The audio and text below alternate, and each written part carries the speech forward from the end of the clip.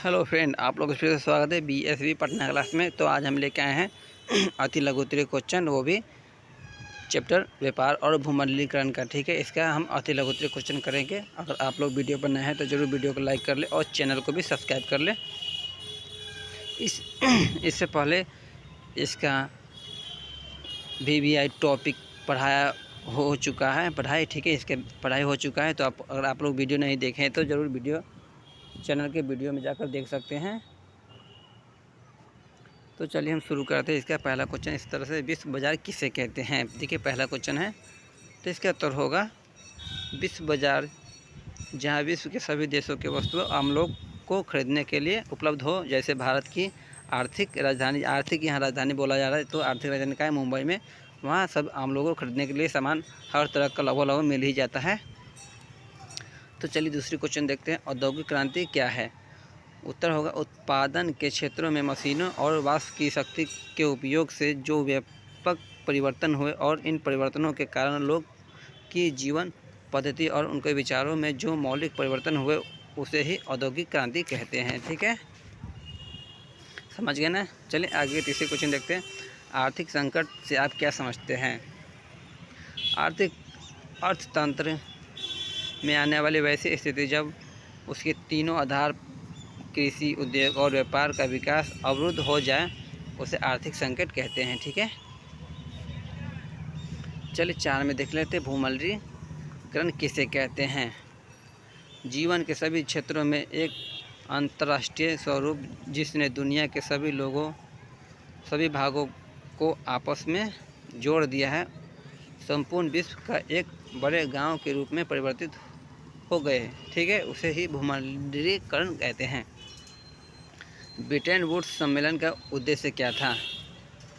द्वितीय विश्व युद्ध के बाद औद्योगिक विश्व में आर्थिक स्थिर एवं पूर्ण रोजगार बनाए रखना एवं विश्व शांति स्थापित करना ही ब्रिटेन वुड्स सम्मेलन का उद्देश्य यही था।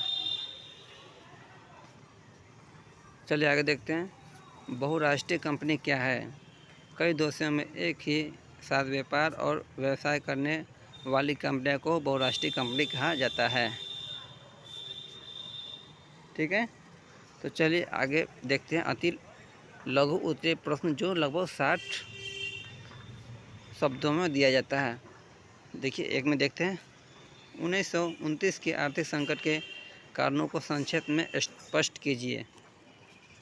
उत्तर होगा नवीन तकनीकी प्रगति तथा बढ़ते हुए मुनाफों के कारण उत्पादन में जो भारी वृद्धि हुई, उससे ऐसी स्थिति उत्पन्न हो गई थी जो कुछ उत्पादित किया जा सकता था उसे खरीदा सकने वाले बहुत कम थे। ठीक है, विश्व के सभी भागों में कृषि उत्पादन एवं खाद्यान्न के मूल्य की विकृति। चलिए दूसरे क्वेश्चन देखते हैं, औद्योगिक क्रांति ने किस प्रकार विश्व बाजार को स्वरूप को विस्तृत किया।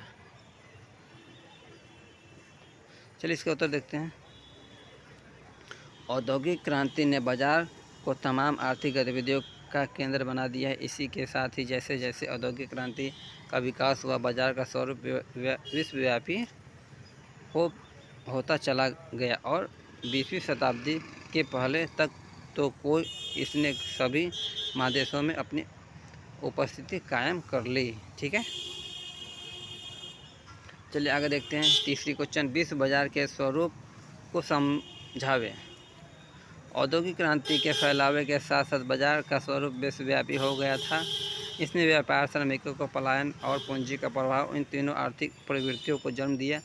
व्यापार मुख्यतः कच्चे मालों को इंग्लैंड और अन्य यूरोपीय देशों तक पहुंचाने और वहां के कारखानों में निर्मित वस्तुओं को विश्व के कोने कोने में पहुंचाने तक सीमित था। 4 में देख लेते हैं, भूमंडलीकरण में बहुराष्ट्रीय कंपनियों का योगदान को स्पष्ट करते हैं। 1980 के दशक के बाद आर्थिक रूप से काफ़ी जर्जर हो चुकी स्थिति को प्रभाव के रूप में करने में बहुराष्ट्रीय कंपनियों का योगदान काफ़ी सराहनीय रहा, जिससे भूमंडलीकरण को बढ़ावा दिया।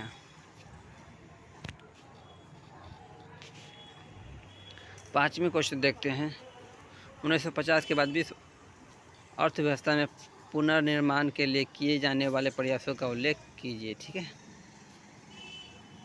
द्वितीय विश्व युद्ध समाप्त होने के बाद उसने उत्पन्न समस्याओं को हल करने तथा व्यापक तबाही को निपटाने के लिए पूर्ण निर्माण का कार्य अंतर्राष्ट्रीय स्तर पर आरंभ हुआ। 1957 में यूरोपीय आर्थिक समुदाय यूरोप इकोनॉमिक कम्युनिटी की स्थापना की गई।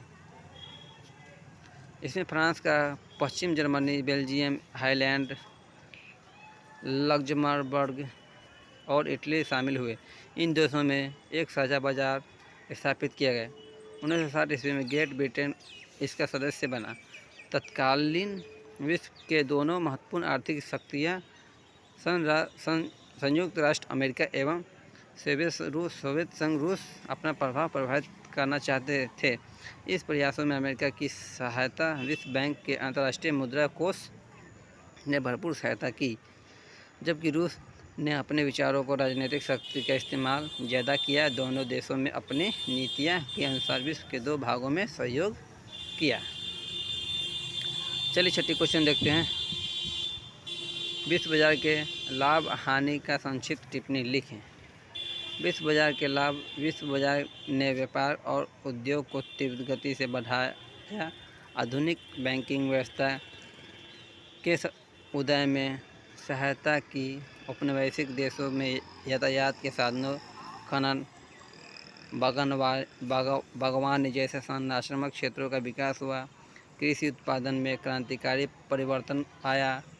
नवीन तकनीकों को सृजित किया। शहरीकरण के विस्तार में सहायता की।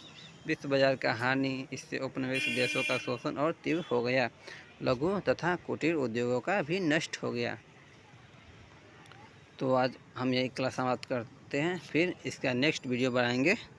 तब तक के लिए आप लोग बाय। और जो भी स्टूडेंट चैनल पर नए हैं वो इस चैनल को लाइक कर लें।